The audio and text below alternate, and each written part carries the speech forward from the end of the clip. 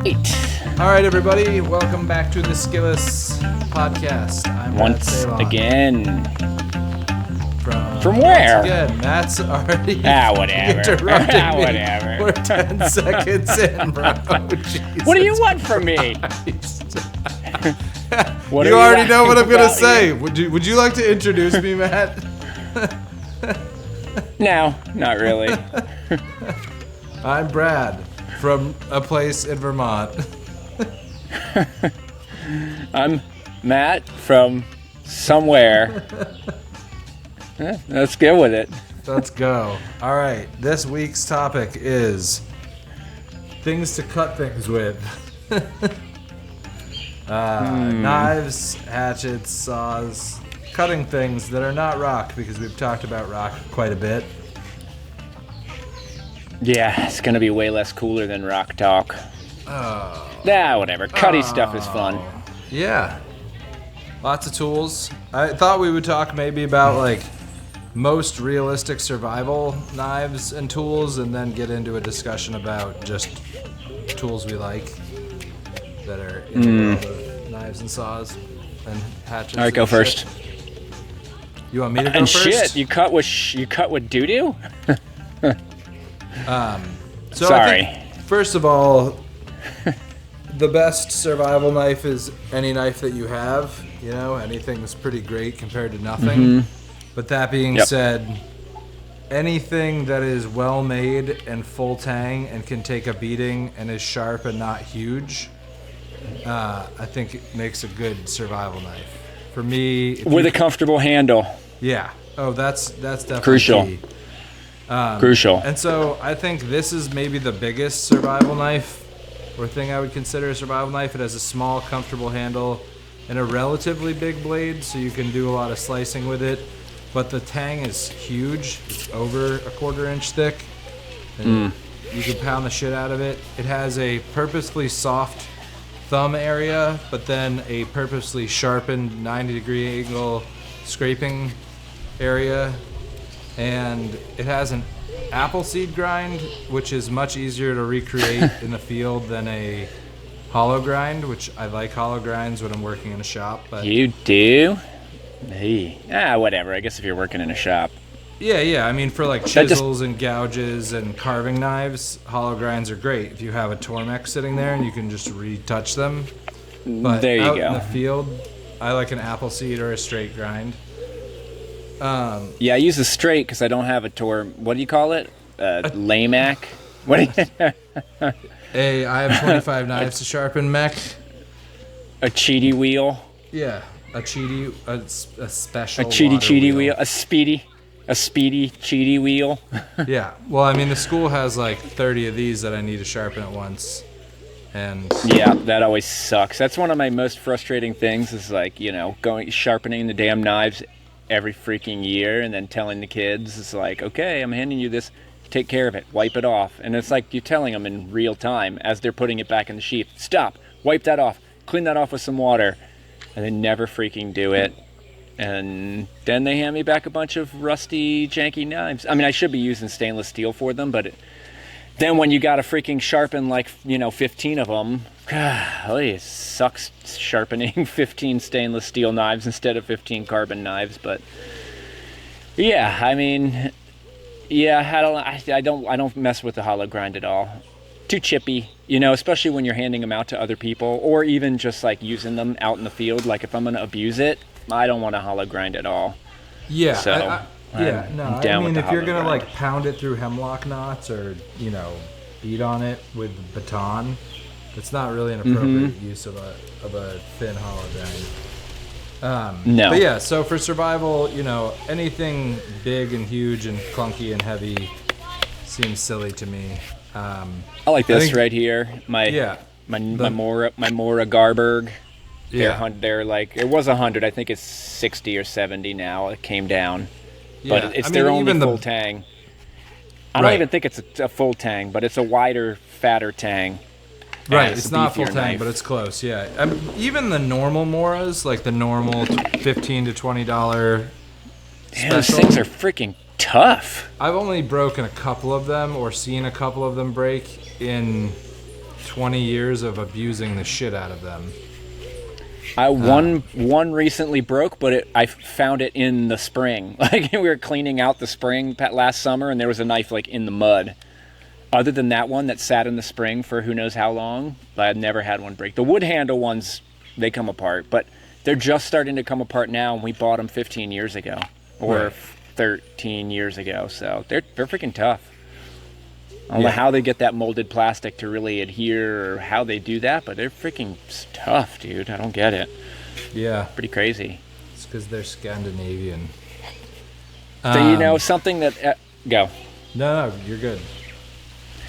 Something that I was given a hard time for was not bringing a multi-tool with me when I went to do the show. And I was like, well, I don't use them regularly, so I didn't see the point of bringing one out there, relying on it because of how bad it beats up your hands. And all these freaking keyboard warriors are like, you got soft hands. But I'm like, dude, are you kidding me?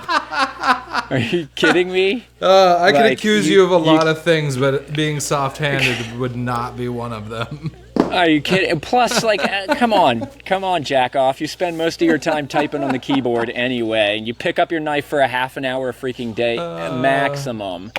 You use it twice a week, and then you're done with it. Or I use it every day, like for 5 freaking seconds. When you're carving everything, when like the only tool you have, shit will dog your hands. And if you dog your hands, that's it. I mean, any injury sucks. A blister, isn't a big deal when you can slap a whole bunch of freaking goo on there and endless band-aids. But if you don't have solid med supplies, dude, a blister's freaking brutal. Yeah, I mean, especially silly. That's it. You can't be like, oh, I'm not using my knife today. Like, you don't have that option. Period. Right. So no, comfortable handle. That's huge. Like that's so key. I'll say multi-tools, I'll deal with the weight of them in a day pack situation where I have a day pack, or in a scout situation where I'm managing lots of tech or vehicles or things like that require specialty tool sets, and then a multi-tool that has like a bit set with it. Sure, like that can be invaluable if you're managing tech or vehicles or anything like that. I mean, like... Or firearms. That was one of the things that kind of pissed me off a little bit about, like, they didn't show any of the shit that I made. Like, I made so much stuff and they didn't show it, but, like, just coming up with simple tools to make everything else easier. I was like, yeah, okay, if I had a multi-tool and I had the pliers, like, I could just use those for so many things, but I'd made all these primitive tools to make help me to make my lures that I made, like to cut the trapping wire for making the snares, the trap snares. Yeah. They didn't show any of that, but it wasn't hard. It was like, just simple camp vices of various sizes and designs is basically all it was. Yeah. And stone tools. And it was like you're saying, if you're not dealing with tech, I mean, what are you going to use on that multi-tool? Just the pliers. That's it. Like, primitively. You're not going to use the screwdrivers. I mean, I could see using the file if it had one for, like, sharpening a bone or something. I could see using the saw if I didn't have another saw, even though those saws suck, maybe for, like, notching or some shit. You could use the flathead screwdriver to frickin', like, force on some shit, Right. Maybe I could see using the awl for stuff, but like definitely the awl would be helpful. Right. But I mean, those things are all very doable if you have another sawing tool, like you did. You had one of these, right? You had a Katana Boy. I had the Katana Boy, and I had looked at Wonia's YouTube video, and she sharpened the back edge of it over like an 8-inch span. And I was like, that's a great idea. So I sharpened the back edge of mine over like an 8-inch span. And that was my like branch remover or like bark puller offerer. So I didn't have to, you like that word? Puller offerer? Love that shit. Yeah. You trusted that was great. The lock mechanism that much to be whacking with it? You were while it was with closed. While it was closed. That makes sense. It closed like a draw knife. So it was great. It was awesome draw knife because it had the full handle. The only thing, I would have put the blade more in the middle. I put the blade section towards the bottom end of the saw because I have my Gomboy here, but I put it in here because I was dumb and I should have put it in the middle. For two reasons. One, that like it would have been, I used it as a draw knife, but I had to hold the end with my hand out of the way and it was a little harder. I would have used it more in the middle as a draw knife. But also like when it's open and you're using the saw, that bladed part is that much closer to your hand. So I would have put it further up just so that I wasn't closer to my hand. But I didn't cut myself with the back edge of it. I did cut myself with the front edge of the saw. But that was a great addition. And honestly, like I was beating on the thing and then was like, oh shit, I'm driving those saw teeth into the handle. But like the handle, the rubberized mold, the molded rubber goes all the way in there and protects it. And I never dulled or bent any teeth despite hammering on it. I was a little, I just was kind of using it for like a couple weeks. And then I was like, oh shit, am I fucking these teeth up? And I just did like a close inspection and they were fine. And you can see how there's like that rubber keeps coming up through the handle. So it protected the teeth of the saw. Yeah. So, anyhow, you know, I was thinking about this topic earlier and I was thinking like, so these obviously, I mean, do the steel on the silky saw and like the design and the toughness and the ruggedness of them and the sharpness is so freaking awesome. However, I will say trying to sharpen any modern toothed saws in the field or even in your workshop is such a bitch. It is like, it sucks. It's so hard to do, and I'm not into super old clunky cross tooth or what are they whatever crosscut saws, but they're so much easier to sharpen. Like they're made to be able to be resharpened, and they're heavier and they're big and they're clunky, but like I think long term, like if it was more than just a, you know, couple months. If you were homesteading and like had no supply line, then then you want to resharpen the saw. Have you seen the sharpener for silkies? I haven't seen it. It's like a crazy rhombus. And then what? It actually fits in this tiny ass space. Exactly. And you have to like hit it from several different sides. Well, because it's got the three sides. It's got like this edge, it's got that edge, and then it's got the top angled piece there. What about setting the teeth? Do they have a little tool for setting? I mean, it's pretty straight. Doesn't really have much of a kerf, you know? Yeah. Like the teeth are perfectly straight, so I guess you don't have to worry about setting the teeth. Because a lot of those old school crosscut saws, the teeth are set out at an angle so you get a wider kerf. Right. So you can cut a big ass tree down with it, whereas these don't. And I don't have my katana boy with me right here, but I can't remember. No, are those teeth straight? Okay, they're not offset. Yeah, no. So what that thing is, it's just like a little pin. It's like a tiny little. It's like a tiny little file that's rhombus shaped. Rhombus. I think you just wanted to say rhombus. I do like that word. Rhombus. Rhombus. So the saw versus hatchet or axe debate. I'm firmly in the saw camp. Yeah. Dude, calories, bro. Calories. You know? Do you think it has anything to do with your weak arms and your soft hands?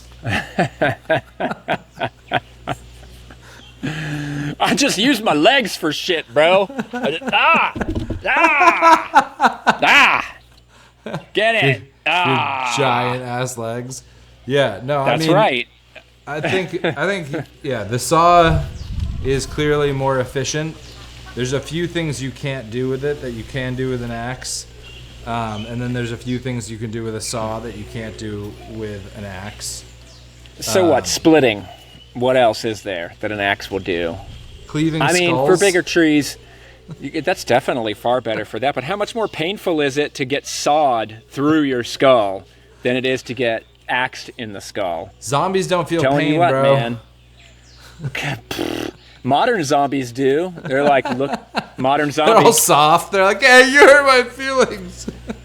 You're like, give me a high five. Oh, my hand is so soft. Who high fives anymore? Splitting. You entered my personal space. Splitting is valuable if you're doing winter survival. I think outside of that context, in the tropics, I'd rather a machete than a hatchet. It'd be like saw versus machete. And that, what do you think on that? You live down there. You can only choose one. Oh, golly. It depends on length of time. If I'm out there longer, I'm going machete. I use the saw. I go back and forth, honestly. Dang. Machetes are pretty efficient. I'm gonna go machete. Things. I'm gonna go machete. I'm gonna go machete. Honestly, so this ends up being my favorite one, and you see it's all pitted. I found this in the woods. It was just laying there, and it was super rusty, and so I cleaned the rust up. And it's very if I get closer to the camera, you can see all the I remember that pits and dents in it. And God, I don't know. It took off a significant amount of metal, but it's like the perfect weight. I really love this one right here. I was used to rock the 12-inch because it was smaller and easier to carry around, but that extra 6 inches right there, that's the deal. And I love this one. This one is great. It's a little bit thicker. So my thing with the machete is I'd never buy American made, because the American made machetes are really thick and they're basically huge ass knives. They don't flex. Clunky. And that's it. Break. It's the flexing. Getting away from the steel argument, because you can have, there's a few, my friends got the LT Wright knives, and they have their, what do they call it? Overlander, for people who car camp, because apparently people call car camping overlanding now, which is the dumbest thing. She was like, it's their overlander for people who overland. And I was like, what's overlanding? And she was like, camping, but in your, if you have your car. I was like, car camping. It's car camping. No, it's overlanding. I know, that shit is car camping, bro. I think they off-road. Well, I think it's you're not pulling into the camping. Oh, come on. It's car camping, bro. It's car camping. What is that? That's basically it's the KOA minus the bathroom. Exactly. That's what it is. It's a gravel patch. Pretty much. Yeah. Pretty much. Fuck. So anyway, the American-made ones, they're not flexible, and that flex right there, that's what makes it a machete. Because when I go to chop with it, it flexes, and instead of chunking in every time, it can deflect because it flexes. Yeah. Just use one for a little while, and you'll see. I've made bows with just the machete, and it's so versatile because of that flexing. I can do this glancing blow, and it actually bites. And a glancing blow is much harder with a thicker edged piece because, without taking too big of a chunk, I should say, right? Yeah. With a thicker edged blade that doesn't flex, I'm not into the American-made ones just because of that. And it makes sense because by and large, Americans don't use many machetes, Right. The Brazilian and cheaper ones, steel. The Tramontinas or whatever, those things are the jam. Tramontina? Yeah. Tramontina's the best, and they're cheap. Yeah. It's like cheap steel, but whatever. It's flexible. They're solid. Yeah, they do the job perfectly well. So then saw versus axe, back to that, in northern climes. The real answer is, what are you, a wuss? Carry both. But if you had to pick, it is a hard one. I think axes win in the resharpening game and being able to rehang Definitely. the head. Definitely. What's also a pretty good option is a tomahawk head that has a wooden handle, because those are super easy to rehandle, and that head is useful for a bunch of things. Yeah, but they're kind of like a crappy cutting. I don't want to say they're a crappy cutting tool, but they're not. The balance is all wonky, so using them as a chopping tool... They're not good for chopping anything thicker than 3-4 inch thicker than diameter. I could cut with my knife. Well, no, 3-4 inch diameter with a tomahawk No, you're is right. pretty doable. Yeah. I just like how easy it is to put a new handle on it, or that you can Well, just what do you carry have? You the got head. one? I didn't bring You got any one of sitting there? my tomahawks, but you know the American Tomahawk Company that just has like a simple bearded tomahawk. I have a fancy tomahawk that was made for me. Oh, by that's a a good knife one. maker. You're talking about real tomahawks. I guess, a lot of them I mess with are like, they're kind of made for throwing. That's like a solid one right there. This one's full tang. This one you could chop a car door off of the car and then murder everybody every inside. time there we go. Instead of breaking the glass when I lock my keys in the car. You could put this thing through a car hood. It would be fine. That's how you get into it when your keys are in there. Yeah. Yeah, I locked my keys in the car one time and I couldn't get them out, and this dude had a Toyota truck too, and he was like, hold on a second. He stuck his key in my car door and turned the key and it fucking opened. Oh my God. So thank God I didn't chop the door off. That tomahawk, I want to word up the maker is Jim Bensinger. Jim Bensinger also made this knife, and he's a great knife maker. And that's one thing I did want to say is, like, if you want to buy a more expensive knife than a Mora, you should find a knife maker and support them. Like. And then ask for specifically what you want. Tell them, like, I want a really comfy handle.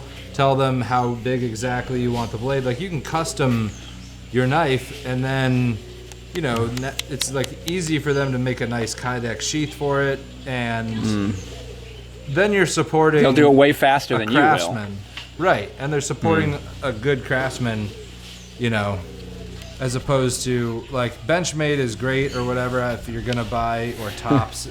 Those are like solid companies and all. Yeah, but they're production knives. Right. So you're not going to get what you want.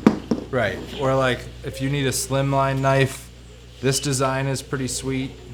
It's like a nice, simple drop point. And this is as thin as I would ever want a handle to be and still consider it comfortable. For long-term use. It's a pretty sweet little knife. My buddy Aaron Koss made this. He doesn't make them anymore, but I got in on it while he was making them.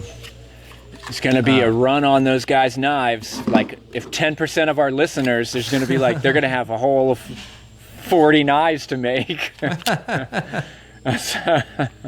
yeah, those are good.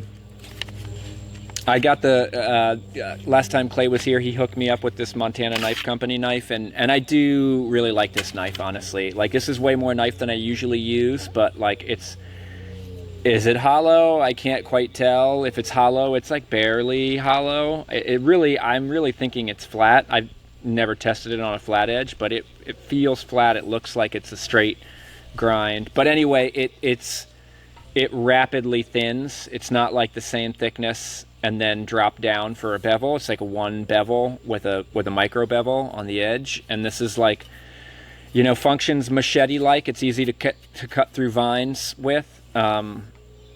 But I know this thing is huge, but like I can get it really super sharp, and I'm not into huge knives, but this one I do enjoy using this one.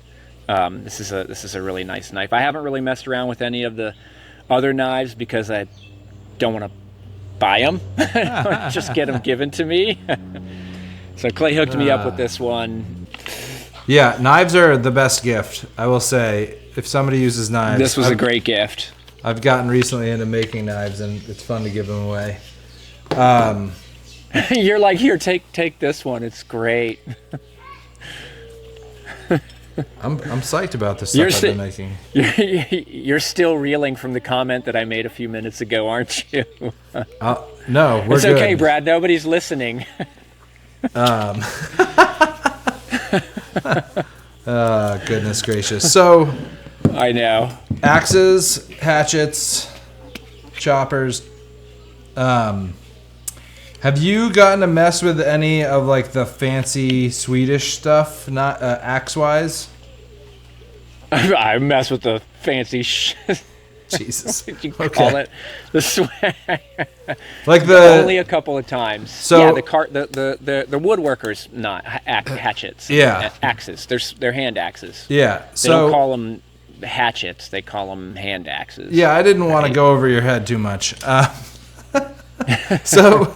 So I've always been a little skeptical of these things, especially based on the price. Like the hand forged ones have like, a price tag in the hundreds of dollars.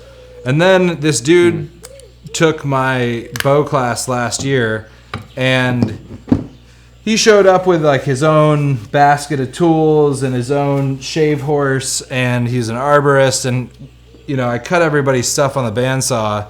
And he asked me, like, hey, can I chop mine down with this carving hatchet? And I was like, let me see you work with it for a second, just to make sure, like, he knew what he was doing. He clearly knew what he was doing.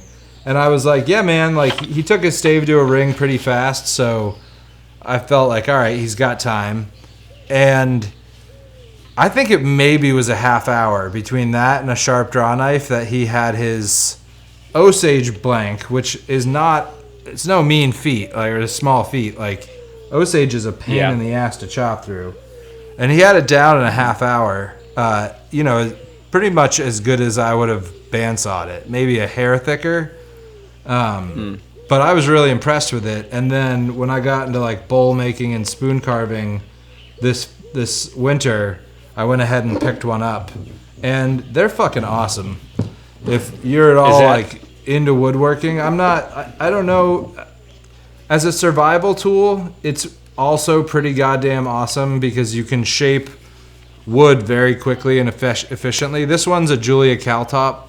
Does that have the like bend to them so that the one side is flat and the other side is angled so that you can do like the shavings, when you're, what I'm talking about? This is a symmetrical grind. Yeah. Okay. This one's symmetrical. I'm not talking about the grind. I'm talking about the actual. Some of them are made. The one that I used was made where the head actually was curved, so that when you're swinging, one side is flush to the edge of the handle. So if you're making like a board and you're chopping a board, no, it's not a hewing axe. Sit flat against it. Okay, hewing axe. There we go. Yeah. No, you went over my head. Yeah, it's a carving axe, but it's awesome. Well, the one I used was made and marketed as a carving axe. It just had that hewing, feature. Yeah. No, I mean, that would make sense. Then it just has to be sided for which side you're going to chop with. And then it'll be weird on the other side. But yeah, this thing's great. It's maybe not as functional for survival in terms of being able to split with it and its long-term durability, but in terms of like having it around camp, it is pretty goddamn awesome. And then so now, what other task are you going to use your axe or hatchet for besides splitting? I mean, chopping down trees. Yeah, chopping down trees. Bucking wood with them does kind of suck. You get through like 2, and you're like, all right, that's a lot of chopping. Godly, yeah. But in combination with a saw, especially like a Katana Boy, if you have to produce like day in, day out firewood for keeping warm, it's a pretty good combo of tools that's worth its weight. So I would say like it's a consideration. Well, I mean, if you're going to go winter camping for a week. I'm just saying, yeah, it's a lot of cutting. Yeah, then having the 2 is the way to go. And I like, honestly, like a 1.5-hand axe. Like this one is pretty sweet. This is just like a pretty cheap Snow and Neely. They're made in Maine. I like them. I like the 1.5-hand too. Yeah. Less to carry. You're not, I mean, unless you're trying to split down multiple cords. Right. You don't need the extra length. Right. And if I'm splitting wood like that, then man, just use them all. Yeah, but you're not going to carry them all with you into the woods. Hell no. And generally speaking, you're not going to be splitting anything you're not going to be cutting down a massive, massive tree most of the time. Right. You're going to be staying like, what is that? Like 9-10 inches across max. I was going to say, that would be the biggest, yeah. Ever. Yeah. So then, and as far as saws, if you don't want to spend the money on the Silky, the Coronas are fine. Nah. They're fine. No, they're not. They're fine. They suck. They suck. No. That's what I give cheap. That's what I give to kids. Is it good? I don't give them my Silkies. I give them the Coronas. Neither do I, but other people in my orbit do. And look at the tip of that thing. This is the one I was like, don't give it to anybody. They bend the shit out of those tips. Yep. I tell you, I was cutting with one of these one time, and it was the first time I was using one. I was cutting with it, and I was cutting some lumber. I was helping them build this steps in their corn maze. Anyway, it caught and it bent and it snapped and it shot up and hit me in the eyebrow. And then he was like refusing to put a steri strip on it because he was like, no, it's because next to your eye, I'm taking you to the hospital. And they were like, well, you can have the stitches. I'm like, how much cheaper is the steri strip? And the lady looked at me and was like, significantly cheaper. And I was like, give me that. They charged me $270 to put a steri strip on my eye. For a piece of tape? Dude, for a piece of tape, and then I came out and told my friend, he was like, oh, I should have put the steri strip on it. Yeah. Like, anyway, that's the only time I've ever snapped one, for sure. Yeah. That was a long time ago. I'm much more careful with them than I was that time. I was just kind of going at it. Yeah. It was a long day, so yeah. Once you learn how to use them, it's really all about like the least effort possible, and just keeping them from pinching. And they're goddamn amazing. Well, that is definitely something where having an axe can be helpful if for whatever reason you do have to cut down a bigger tree and you only have that. Katana boys are freaking amazing, but like, pinching is a serious thing. So just having that axe to quickly rough out a wider kerf so you can actually get in there would be kind of a helpful thing. Yeah. Yeah, and I mean wooden wedges in those kind of oh shit situations can be nice too. Yep. Just making a wooden wedge and pounding it in. I took some of the cutoffs from the bow class and I made some nice wooden wedges out of them. You like the Osage for that? Because I've had issues with them splitting, like trying to drive them really hard into something and then they split on a ring. Yeah, I think that'll happen at some point. But I had them and I was like, all right, this stuff is pretty damn hard. And I think also if I drive it with wood, then it should be not fine. As big of a deal. Yeah. Somebody was once like, talking about not bringing an axe, and he was like, well, what are you going to hammer with? I was just saying, a rock. Oh yeah, that would work. Yes, dear friend, there were many millions of years before the axe. I know. So yeah, man. What else you got? Sharpening. What do you got to say about sharpening? Yep. Oh man! Don't do it. It makes them dangerous. Don't do it.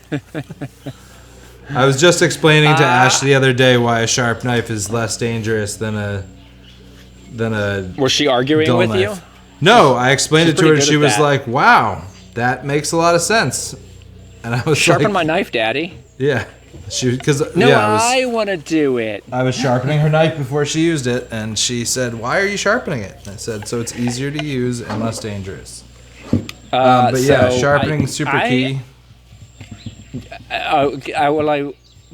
Okay, sharpening. First of all, I've just started getting into the diamond sharp, and I kind of like them, but I don't, I don't see but so much difference in, the use of them. All I have to say about the sharpening is do it often. Just keep doing it. Do it often. I used to wait a really long time till it was, truly dull, and that's just dumb. Yeah. A lot of them, especially I use this one. Honestly, this has become my hunting knife is this big ass thing, just for skinning something out and breaking something down. And I sharpen it before I go out. Every single time I go out, I sharpen it. So it gets sharpened before every use. And if I loan it to somebody, I don't loan it to somebody. Basically, I don't ever loan it to somebody. If I loan it to them, it's for one cut. But yeah, I sharpen every time. Not every time for all my knives, but hunting knife, that gets sharpened every single time. Survival knife, it gets sharpened, definitely every time I go out, and maybe once or twice while on an expedition. I used to do a lot of chopping through stuff. I no longer do that. I just don't. I just carve through. I take my time. Yeah. Yeah, man, for sure. And I think also like preserving sharpness, if you are in a survival trip and you do have a knife, then like I have made wooden knives out of a really hard piece of hardwood for like grass collection with wooden saw teeth in it, or anytime I can avoid just like brutalizing my edge, or when I see people go to scrape with their carving edge, I'm just like, man, what are you doing? It's so terrible. Easy. It's so easy to just make a scraper edge on the back of your knife. Just make a scraper edge. Take your bastard file and lay it on that part that you're not going to put your hand on, and give it a freaking burr on each side, and use that for your scraping. Yeah, I don't do it. I used to when I was dumber. I used to use it a lot, and then I was like, oh, that really dulls the shit out of it. Grass collecting is the freaking bane of every knife blade, and I would much rather use like anything else. Honestly, a hacksaw blade's such an easy thing to carry. You can stuck a small hacksaw blade in your pocket, and I'll take that for grass cutting pretty much over every other tool. Yeah. It's fast, easy, light, easy to carry. They work great. As far as sharpening goes, I mean, I've run the full gamut from like the razor's edge system to the Tormek to hand sharpening. The little sharpener that comes on the outside of the K-bar, by far the shittiest fucking thing you'll ever use. That thing is janky as can be. I remember trying to sharpen something on it and being like, I hate it. But I think you go to sharpen with it, and like it's like a little one of those pop guns where the flag pops out, and like the flag rolls out, and like joke's on you, this doesn't work. Yeah. So I think the things I've learned about sharpening, the biggest like takeaways would be consistency of angle. Like no matter what it takes for you to learn to use a consistent angle, that's super key. And that, you need to get a burr on one side, flip it, get a burr on the other, and then I've really found stropping to be like absolutely worth its weight in gold. And whether that's like the back of a belt, honestly, you can strop on wood. If you have a flat piece of like slightly soft wood, you can put polishing compound on that, which you can get polishing compound at like any auto parts store. It doesn't have to be fancy woodworking stuff, just chrome polish works fine. And you could just put it on like a pine board that doesn't have knots on it and use that. You could use an old belt. You could use, anything. You could use canvas, honestly. But as long as it will hold the polishing compound. What's that?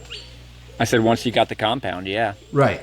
So carrying a little bit of that and then having a strop is pretty goddamn awesome, because if you strop often, then you don't have to sharpen. Like it preserves your edge, and then you can go way longer without having to grind the knife at all. And if you're not grinding the knife, then you're not like removing material.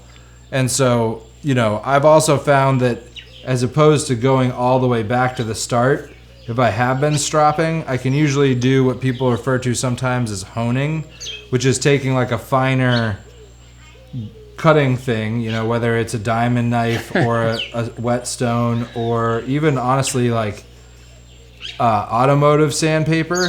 Like you can get a multi-pack of like 4, 6, 800 grit and put it down on something hard, and that's an awesome like quickie sharpening device, and you can carry the sandpaper with you very easily, as long as it's not going to get super wet. You can even like the wet dry stuff doesn't even fall apart if it gets wet. So having those things pretty easy to carry, and just readdressing the very bevel with a hone and then stropping can get you back in the game really quickly, and again keep you from having to do a big resharpening. And then when none of that's working to get it really fucking sharp again, then that's when I go back to like actually grinding and removing material with either like a coarser grit sandpaper or the Tormek or a coarser diamond stone. The thing that's cool about diamond stones is they don't change shape, so you can't damage them. They just wear out, But they won't like get a divot in the middle or something. Yeah.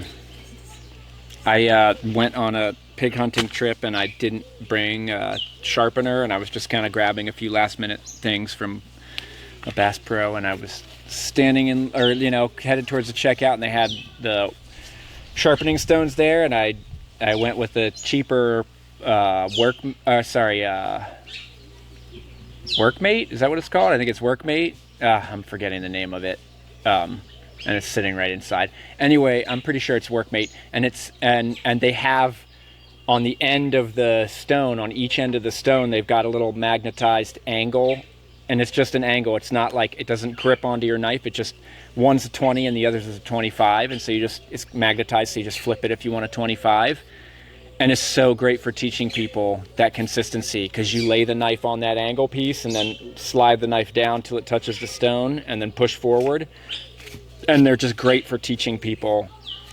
And yes, the razor's edge is great where it's got the clamp, but then that clamp wears the shit out of the sharpening stone. Yeah. And then the clamp gets ground down. Yep, and then it changes and the angle. angle. Changes slightly. Yeah, and if you a wider blade versus a skinnier blade, like, it's got to be pretty precision.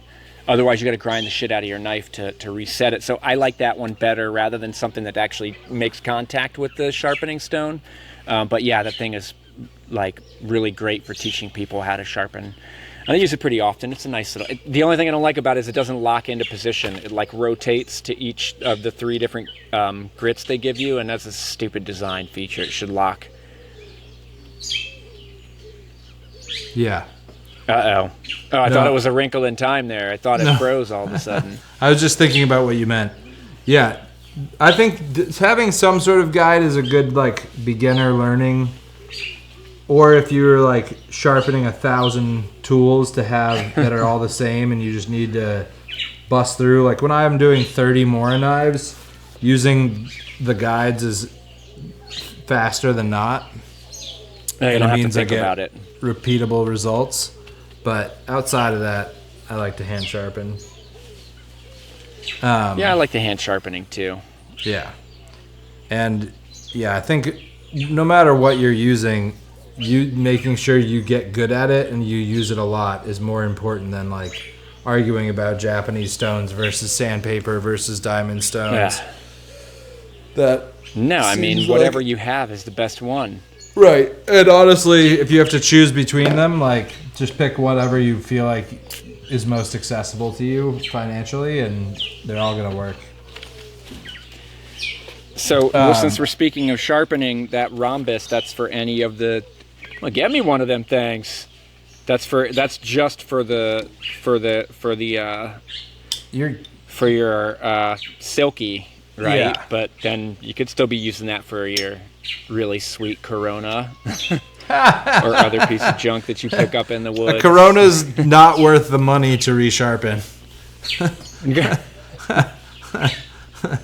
That is a... Could you make one of those with cheaper steel? Is that possible? Sorry, Corona. Definitely not going to be getting any corporate sponsorship from them today. No. If that's what you have in your bag, I won't judge you. But you should get a fucking silky. Treat yourself. Treat yourself to a $30 pocket boy. If that's what you have in your bag, pregnant pause, I won't judge you? Question mark? And all students of Brad's is now thinking, oh shit, did I pull that out in front of him right there? Oh God. That's what I give to students or to children. I don't hand out my silky saws to people. I made that mistake. Students got it and were like, this? Yeah, no. I think a Corona's better than no saw, that's for sure. I've got 12-year-old Coronas that I sometimes hand to people because that's all I have. Have you heard the legend of Sisyphus? Here's a saw.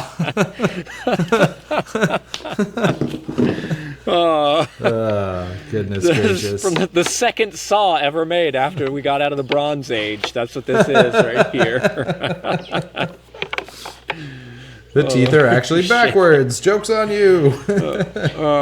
Yay. Well, this is a pole saw. I don't know how to use them Japanese things. So, as far as knives go, one thing I did want to talk about was just these, like, I have a bunch of little carving knives that are worth, maybe they're not good survival knives, but they're good, like, I definitely use them. This one right here is tiny, right? The blade's like maybe an inch long. And I was given this by a carving, I did like an apprenticeship for a month and a half with a woodworker when I was 19. And I love this thing. I've used it for so many like little niddly projects. It's like a tiny, super hard razor blade. But whether it's like splitting arrows or not arrows, feathers. I like to split them first. Yeah. Because then you don't break them while you're shooting them. Or like any sort of detail carving I have to do, or like I carved my kids' rattles out of them. These things are awesome. You have so much control. It's super easy to do, back carving or like work end grain or cut whatever. So, and this is super easy to make. This is a bandsaw blade. You could use, any repurposed blade, and you can just use a mill file or a bastard file and shape it and then glue it into a piece of wood and shape the handle. Super easy to make. I actually just made them with one of our classes. So like this is one I recently made. I made you and Carmen that pair of them. And they're just for my super kids useful. To steal. What's that? I said for my kids to steal. Oh, did they? Dull. They try to all the time. Those are kid-sized. Yeah. They're great. I mean, those I sharpen on sandpaper, on like 400 grit sandpaper or 600. Just, yeah. You bring up a good point when you're talking about like repurposing an old saw blade. It's something that I never really did much. I think that when you're first getting into this skill, set, you think about it as like having to blacksmith and needing a forge. That's the way it was kind of always somewhat presented to me, but like it's a fun project, and like if you don't spend time, often it's like, what's the best knife? It's whatever knife you have. Well, if you didn't have a knife and you found a piece of metal, it's easy to think, I'm just going to grind it down. But if you've never ground down a piece of metal before, right, like there's some helpful tricks to use, and I think it's fun and an easy way to to expand your tool repertoire, finding an old saw blade or an old piece of metal. Oh, I think if I, grind this part right here, it'll make a cool crooked knife, just under-practiced skill.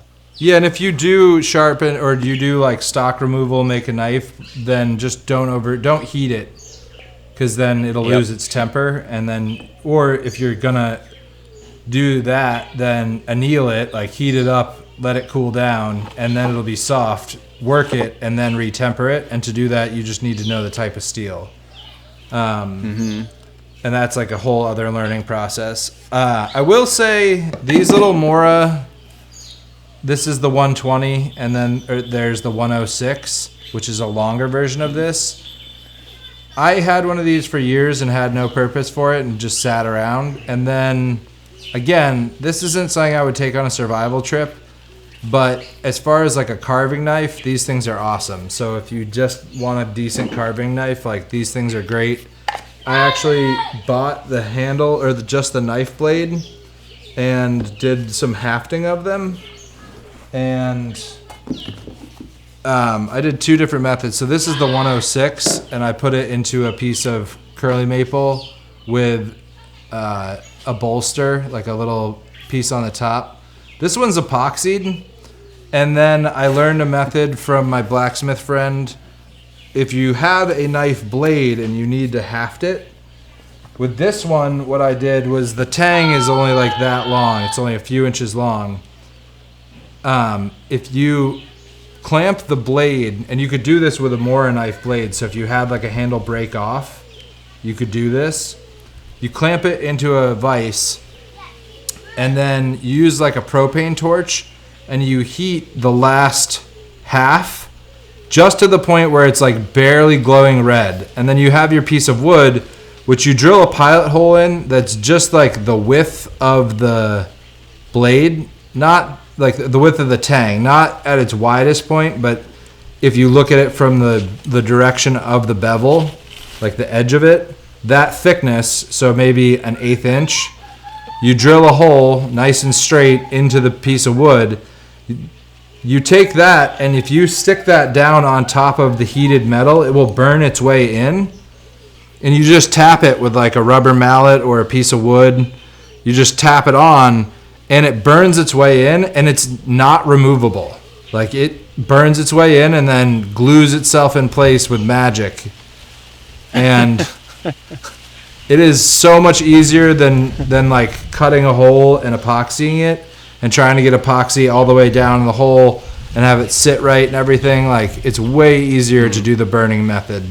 So if you've never done that, I just did this scoop knife that my buddy made, Lucian Avery Blacksmith. He makes awesome tools. If you're in the market for like carving tools or need anything blacksmith, his shit is the real deal. You said so, you don't like those for survival trips, but you prefer them while overlanding? Exactly. No, but for like spoon carving or, bowl carving or whatever, like any sort of like what I would consider to be fun woodworking and not survival woodworking. Yeah. There's another one that I hafted recently. Man, I'm feeling undergunned here, Brad. You got all these examples, and I got barely any. It's all I guess good. When I'm working on skills, when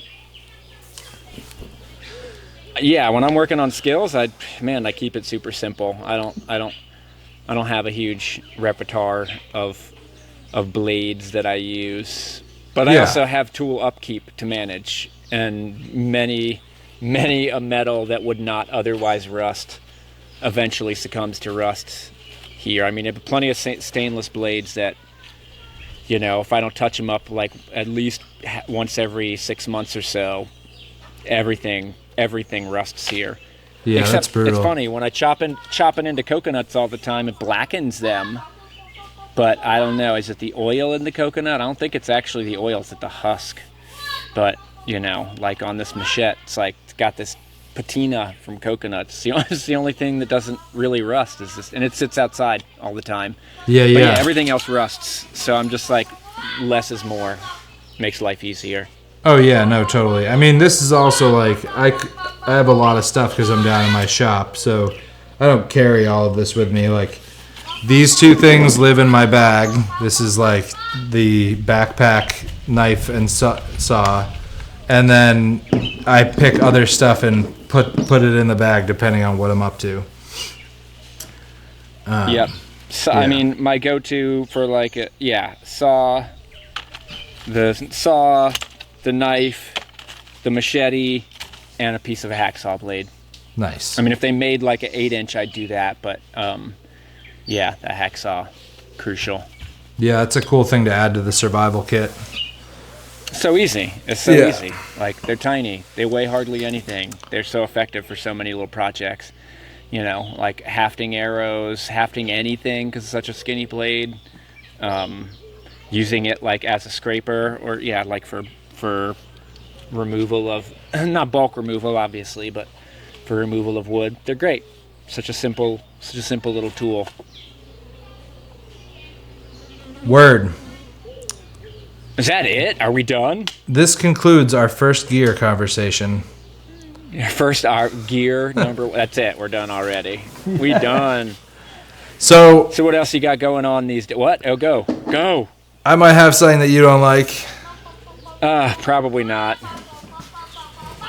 I don't like it. I don't like that at